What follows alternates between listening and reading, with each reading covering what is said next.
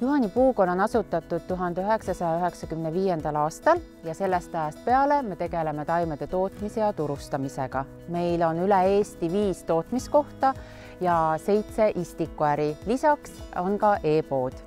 Juhani puukooli moto on istutades oled sa õnnelik.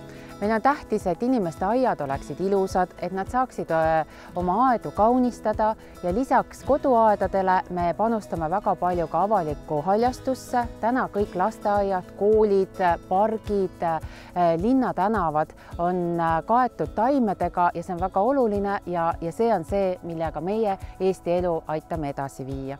Meie eduvõti on leida need õiged, mis sobivad Eestisse, Eesti kliimasse, Eesti inimeste koduaeda. See on kõige tähtsam.